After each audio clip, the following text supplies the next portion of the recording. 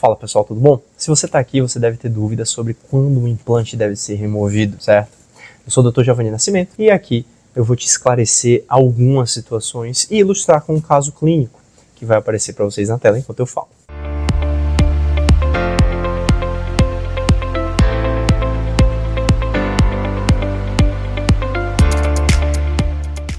Bom, o que acontece? A implantodontia é uma coisa que tem que ser muito respeitada. Não é qualquer pessoa que deve simplesmente fazer um curso de fim de semana ou aprender pela internet que deve fazer um tratamento com implantes. A gente tem cursos maravilhosos onde ensinam em 10, 12 meses ou 24, 26, 30 meses o dentista a fazer um implante. Então é algo que precisa de um ensino regular, é algo que precisa de muito planejamento e muito estudo. Infelizmente, em algumas situações, colegas podem se equivocar, certo? Algumas pessoas podem se equivocar, ou cirurgicamente, a cirurgia tudo pode acontecer. Então, às vezes, durante a cirurgia, é impossibilitado fazer aquilo que a gente planejou. Isso daí é passível de qualquer cirurgião fazer. Então, hoje eu trago aqui um caso que é um caso bem comum. Durante a cirurgia de instalação de um implante, esse colega, nessa situação clínica, não colocou o implante na posição adequada. Para os colegas dentistas, isso vai ficar um pouco mais claro. O que é que acontece? O implante ele tem que estar sempre abaixo do dente. Esse implante ele precisa estar abaixo do dente. Por quê? Porque se esse implante ele estiver ali no limite do dente ou no meio do dente, como estava nesse caso, a gente não consegue fazer uma prótese com perfil adequado. A gente não consegue fazer com que aquele dente saia de dentro do implante, de dentro da gengiva, como se fosse um dente natural. E a gente quer uma coisa natural, porque a coisa natural vai permitir uma estética adequada. Dessa maneira, esse implante ele teve que ser removido, como alguns outros precisam. Por quê? Porque o colega teve uma situação transcirúrgica, ou uma situação de planejamento, que não posicionou o implante na maneira adequada, fazendo com que o dente fosse ficar muito curto, ou seja, muito pequeno, e a estética tivesse prejudicada.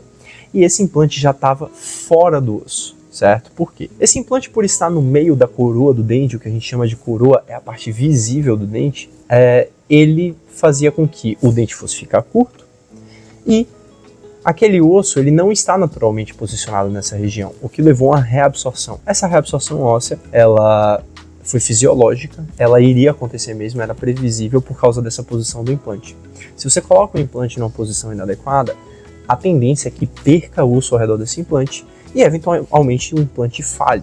A gente conversou isso com a paciente, eu passei esse conhecimento para ela e mostrei que dentro da situação clínica dela, se ela fizesse os dentes sobre aquele implante, ela ia ter um prejuízo, ela ia ter inflamação constante e eventualmente ia perder o tratamento dela, que era uma coisa que ela não queria. Então, dessa maneira eu tirei esse implante fora do osso, desgastei esse osso para ter uma acomodação do tecido para sair com o que a gente chama de perfil de emergência, que é a emergência por onde sai o dente de dentro do implante. Então, lá dentro do implante, como eu fiz essa taça de osso ao redor do implante, cirurgicamente, a gente consegue ter uma saída desse implante mais suave, que permita passar o fio dental, higienizar adequadamente e que tenha osso protegendo o implante, porque osso e gengiva são necessários não somente para ter um implante de forma estética, mas que ele fique protegido, porque se a gente coloca o implante na posição apicocoronal errada, ou seja, muito para fora, a gente vai ter o quê? A gente vai ter uma coroa reduzida,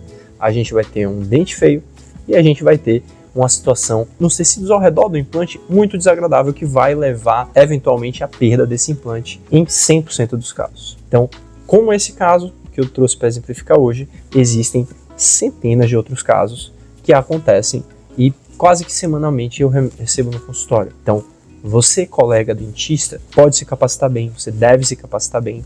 Uma coisa que ajuda muito é a cirurgia guiada. A cirurgia guiada de implantes ela é feita com um planejamento no computador. Isso tudo passa por uma fase de validação. Então, você que é dentista que está começando, é altamente sugestivo que a gente faça um tratamento com cirurgia guiada. E você que é paciente, sempre pergunte ao seu dentista qual é o planejamento, sempre procure saber quem é o seu dentista e conversar, debater sempre as questões do planejamento com ele para que você possa ter o melhor tratamento possível. Qualquer coisa, qualquer dúvida, vocês podem procurar no Instagram, certo? Conversar comigo, trocar uma ideia. Se eu puder, darei atenção a todos. Muito obrigado.